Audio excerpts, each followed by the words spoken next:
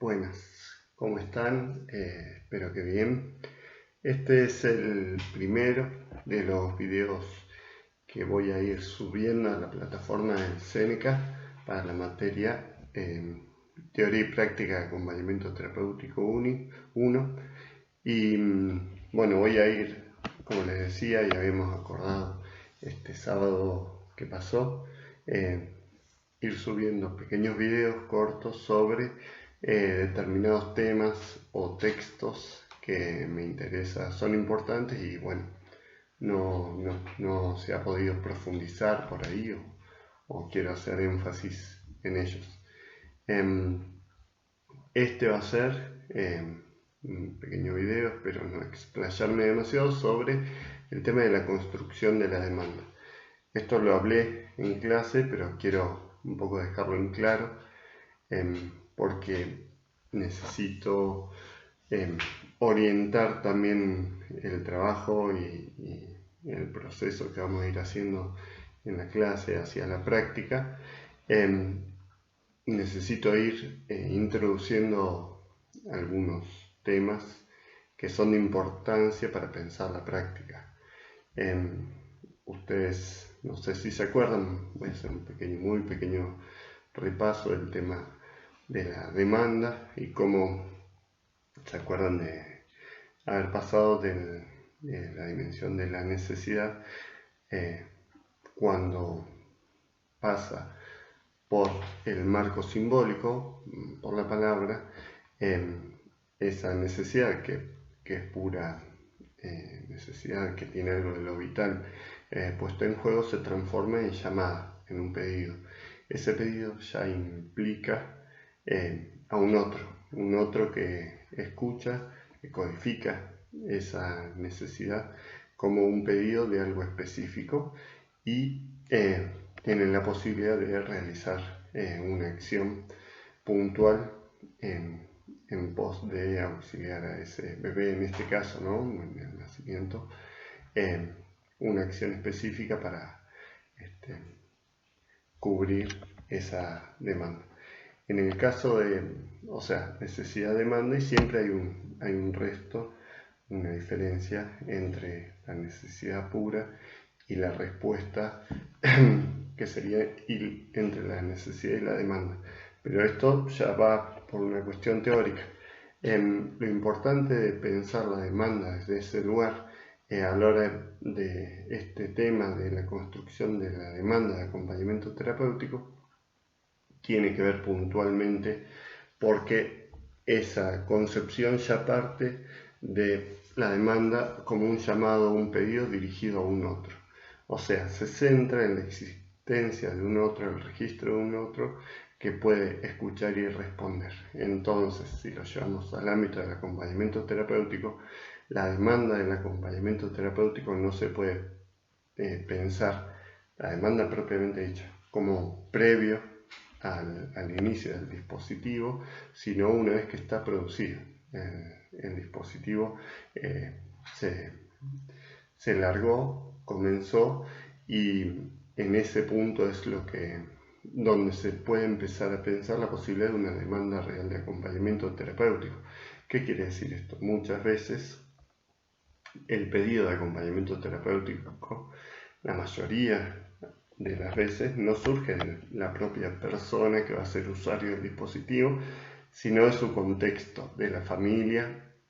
del equipo terapéutico, de la institución en donde se desempeña habitualmente y demás,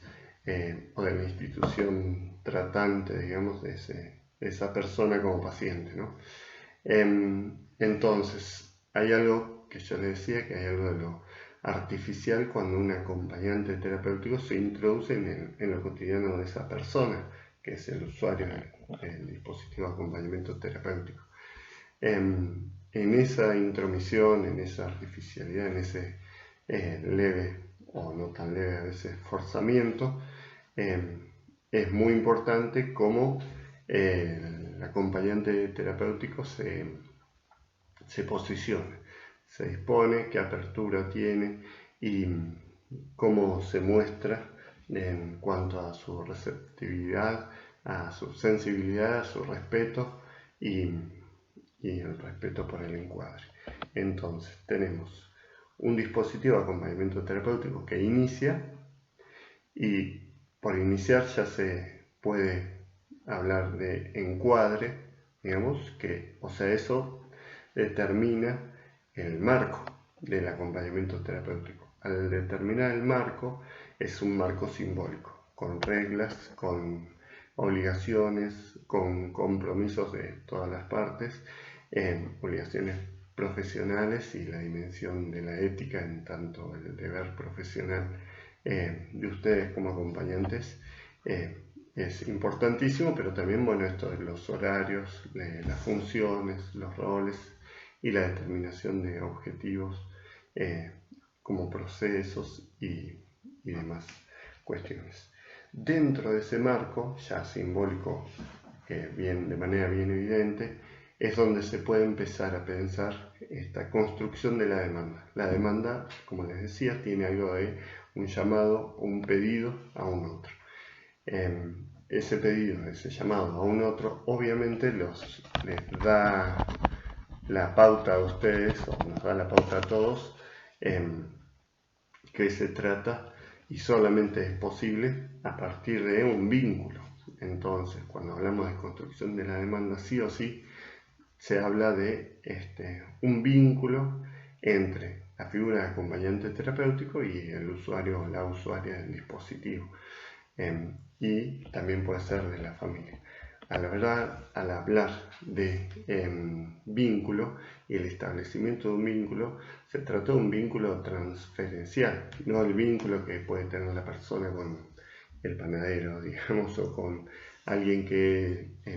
hace un intercambio comercial nada más, sino tiene que ser un vínculo a otro nivel, en donde se ponen en juego muchas cuestiones afectivas, emocionales, su propia historia y toda su propia carga. Ahí es donde empieza a ser posible el despliegue de las dificultades que esa persona, en tanto usuario del dispositivo, puede mostrar o puede dejar de tratar de ocultar, digamos. En tanto se crea un ámbito y un vínculo de confianza y de respeto por parte de ambos, ¿no? A eso, esto tiene que ver con todo lo que venimos trabajando incluso desde el año pasado en cuanto a esta presencia humana del acompañante terapéutico, de este respeto y este no juzgamiento de las actividades y las situaciones del otro y de la intención de cuidado y atención por la otra persona, entre muchas otras cuestiones. ¿Por qué lo vuelvo a traer esto? Por esto mismo que acabo de hablar, el concepto de vínculo transferencial o transferencia entre el usuario y el acompañante o la acompañante terapéutica. ¿Por qué? Porque ahí es donde se empieza a jugar la posibilidad de una demanda, un pedido propiamente dicho, de acompañamiento terapéutico, no por la presencia solamente, sino para poner a trabajar y desplegar sus dificultades, sus posibilidades y las opciones y recursos que puede tener esa persona en tanto usuario del dispositivo. Ahí se empiezan a plantear y desplegar realmente las posibilidades profesionales del acompañante terapéutico. En tanto, la persona puede relajar, bajar un poco el nivel o bajar las resistencias y poder ir registrando que esa persona,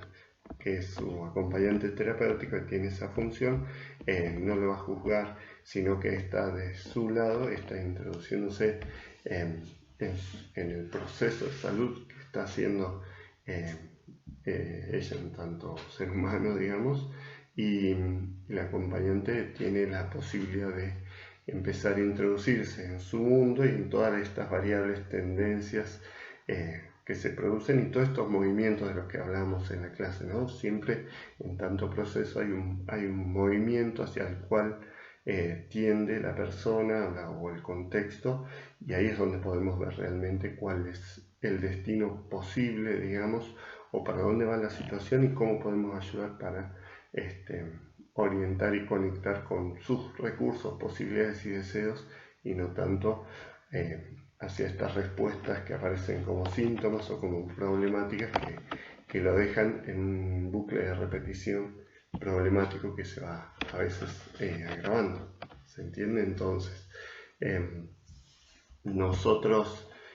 al introducirnos de manera respetuosa como parte del proceso, podemos desde ahí plantear las tácticas concretas y las estrategias reales, digamos, las estrategias posibles de intervención y cómo nos orientamos por estos objetivos terapéuticos planteados en un principio, pero vamos a ir viendo de qué manera, cuáles son los pasos previos para orientarnos en esa dirección y no en un objetivo planteado como ideal que termina siendo, como se los digo siempre, como algo imposible de acceder, sobre todo si es muy muy alejado de la posibilidad o de la posibilidad concreta o las posibilidades concretas del usuario o la usuaria del dispositivo. Esto se relaciona también con estos conceptos que hablé a lo último de la clase de potencial y potencia. Nosotros lo que tenemos que ver es cuál es la potencia de la situación, cuál es la potencia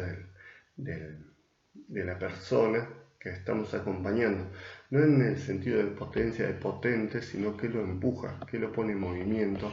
para ir aprovechando ese movimiento, esas posibilidades de movimiento, o sea, esos intereses, esos recursos, eso que lo desafía y a la vez encuentra el valor propio al poder hacerlo, y es algo que le interesa mostrar, para desde ahí ir construyendo recursos para hacer con esto otro que le genera sufrimiento, que no puede resolver. Desde ahí vamos a ir trabajando como acompañantes terapéuticos. Espero no ser muy teórico con esto, pero lo que quiero decir como punto inicial para pensar la construcción de la demanda es establecer un vínculo con el o la usuaria del dispositivo. Entonces, pensar, ser respetuoso, ir de a poco, ir en tanto o ir avanzando en tanto la persona lo permite, y teniendo en cuenta las cuestiones profesionales obviamente, pero también este contacto y este vínculo humano que uno puede establecer. Ahí es donde se puede construir realmente la demanda, en donde la persona puede, incluso la familia puede dar cuenta de la posibilidad y los beneficios posibles de contar con una figura de acompañante terapéutico. Esto no siempre es posible, porque muchas veces las resistencias en el texto que subí a la plataforma lo marca claro, ¿no? Hay veces que las resistencias a que se introduzca una figura dentro del ámbito familiar, por ejemplo, en ese caso puntual, es muy difícil, pero nosotros tenemos que ir con miras a eso, a construir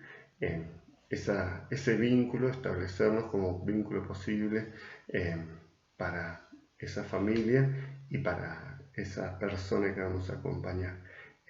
marcando obviamente los límites, en donde lo primero es preservarse uno mismo en su integridad, y preservar la vida del usuario del acompañamiento terapéutico,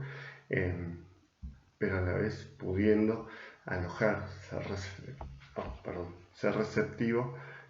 o receptiva de lo que tiene y lo que muestra y lo que presenta ese paciente, sin juzgar, o ese paciente no, sería un usuario, sin tomar eso en tanto problemático, sin tomarlo como algo a suprimir, ¿sí? Sino que tiene que, desde ese punto de partida, construir diferentes modos y diferentes recursos. Eso es solo posible si somos aceptados por los usuarios del dispositivo, y desde ese lugar, sí. En el caso que plantea el texto, por ejemplo, la familia, con todos esos problemas que presentaba, más las dificultades de la niña, que hace a quien acompaña o comienza a acompañar la acompañante terapéutica, la familia se ve amenazada por lo que ve la acompañante y cómo lo puede señalar. Simplemente por verlo, imagínense si es necesario o obligatorio éticamente informar, comunicar lo que está pasando dentro de esa casa. No es que el acompañante necesariamente hizo algo malo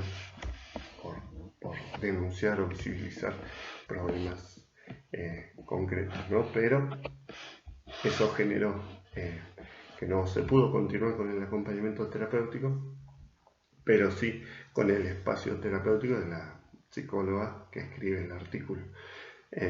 Y lo plantea así, como la familia no se sentía suficientemente amenazada por llevar a esta niña a tratamiento al consultorio de esta profesional. Por lo menos desde ese lugar se pudo trabajar y se pudo hacer algo posible. Si no está construido ese vínculo transferencial, no es posible la demanda. A veces es literalmente imposible, digamos. Nosotros ofrecemos, nos acercamos, abrimos un espacio de acompañamiento terapéutico con un dispositivo y a veces ya la presencia genera rechazo y otras veces, bueno, siendo respetuosos podemos construir esa demanda, digamos, de acompañamiento propiamente dicho y ese disponerse a trabajar con las dificultades y no simplemente defenderse o ocultar las problemáticas que presentan, planteando las resistencias de modo inicial.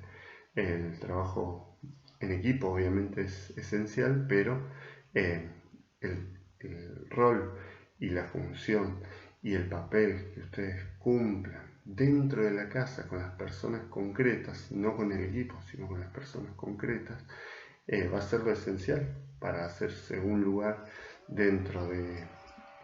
contexto en donde van a hacer el acompañamiento y por otro lado para ustedes hacerle lugar a las personas y a las familias que van a acompañar. Desde este lugar, como les decía, de aprender, ir viendo, que les cuenten, que muestren, no para encontrar las fallas, sino para pensar, bueno, desde acá ir ubicando en dónde se produce alguna de las dificultades y qué cambios pueden ser posibles, pequeños cambios dentro de ese contexto para ir generando algo, otro camino posible dentro del proceso en búsqueda de salud. Así que desde ese lugar es que una vez establecido el vínculo, que es el vínculo transferencial, ahí se puede pensar en la construcción o que la presencia de una demanda de acompañamiento terapéutico propiamente dicho, o sea, de la figura o del usuario o la usuaria del dispositivo dirigida hacia el acompañante y ponerse ambos, digamos, tomando el textos que trabajamos el año pasado, codo a codo, para ir en la dirección de esa búsqueda de bienestar, de equilibrio y de otras formas de resolver las cuestiones o las dificultades que han atravesado y que presentan actualmente. Este último concepto del vínculo transferencial o la transferencia es lo que también quería explayarme un poquito más, ya no va a durar mucho más el video, pero la transferencia, ¿qué es? La transferencia es un concepto introducido que sucede todo el tiempo, digamos, pero es introducido, por ejemplo, desde el psicoanálisis por Freud. No lo voy a complicar, sino simplemente lo que plantea Freud en el texto acerca de la transferencia y después en los textos posteriores, hace referencia a él a que un paciente cuando está en tratamiento y establece un vínculo, pone a la figura del terapeuta, del psicólogo o el acompañante o la acompañante terapéutica también, lo pone en lugares vinculares que ya ha puesto o ya ha tenido con otras personas. Entonces, repite en transferencia modos vinculares que tiene con otras que tiene o ha tenido en su historia. ¿Qué quiere decir esto? Por ejemplo, como acompañante lo pueden poner en un lugar más parecido a la figura paterna o la figura materna, o de un amigo o de un par o de una pareja, digamos, y van a repetir muchas veces esos modos de cómo ellos se dirigen a esa persona, esa demanda, esos pedidos desde ese lugar. Esto es importante tenerlo en cuenta porque muchas veces somos llevados a un vínculo de esa forma o se dirigen a nosotros de esa forma los usuarios o los pacientes, en el caso de los psicólogos o médicos o todo, repitiendo en acto. En transferencia se dice que se repite en acto esos vínculos anteriores que quedan siempre algún modo de insatisfacción, digamos. Entonces lo repiten para poder trabajar o lograr alguna elaboración vincular en ese sentido. De esto lo que quiero decir es que la transferencia puede ser un obstáculo. Si, imagínense, ¿no? Si a ustedes como acompañantes terapéuticos el usuario o la usuaria las pone en lugar de su expareja o su pareja o su padre, es algo que puede ser problemático porque lo que ustedes le digan va a ser escuchado desde ese lugar y va a aparecer como una resistencia o va a ser escuchado en ese código, digamos. Pero por otro lado, ponerlo a trabajar es lo que va a permitir avanzar desde ese lugar. Y más que nada, cuando aparece eso, es solamente si hay un vínculo de confianza, un vínculo fortalecido entre el acompañante terapéutico y la usuaria o el usuario del dispositivo. Entonces, lo que quiero decir básicamente cuando se habla de vínculo transferencial es eso, cómo se establece un lazo. Hay un encuentro, digamos, entre el usuario o la usuaria y la figura de acompañante terapéutico, en donde no es lo mismo cualquier acompañante terapéutico, cualquier persona, y es sobre todo esto, en un uno a uno. Ese vínculo que yo establezco con esa persona es único e irrepetible. O sea, si yo trabajo después con otra persona con la misma problemática, el mismo diagnóstico, no se va a generar el mismo tipo de vínculo porque la historia es diferente y somos ubicados en lugares distintos porque son personas distintas con historias diferentes, más allá que los síntomas pueden ser similares, equivalentes o algo por el estilo. Entonces, ese vínculo, y cuando ustedes se encuentran que se establece ese vínculo, hay que tenerlo muy en cuenta y saber que eso es muy diferente y es único, y si ustedes pueden encontrar esa diferencia, que es lo propio de esa persona que están acompañando, ahí es donde van a estar pudiendo hacer lugar a esa persona, o sea, es usuario del dispositivo en tanto persona. En esa diferencia que ustedes encuentran, en eso que es tan particular de este acompañamiento, es sobre lo que hay que trabajar, en esas particularidades, no solamente, como les decía, desde lo sintomático o problemático, sino también desde el enganche con sus capacidades, sus posibilidades, sus intereses, y ahí los van a encontrar en ese vínculo, que si no está establecido va a ser algo más genérico y no se va a poder producir el acompañamiento en sí, digamos, en su posible eficacia, digamos, ¿no? Después, por ahí en otro momento, vamos a trabajar el concepto de eficacia para pensar el éxito terapéutico no como el logro de los objetivos, sino generar cambios y el traccionar del usuario hacia nuevos modos y generar diferencias en sus modos, en sus formas que hasta ese momento no existían, pero tampoco son creados de la nada, sino que son transformaciones de sus recursos y nuevos usos de sus recursos que concretamente tienen. Esto de la eficacia de un acompañamiento terapéutico tiene plena relación con esto de los objetivos como procesos que les vengo planteando y con esto de la potencia, a diferencia del potencial que aparece como un techo y un punto de llegada que se torna imposible. inalcanzable. Este concepto de la eficacia tiene que ver con eso, con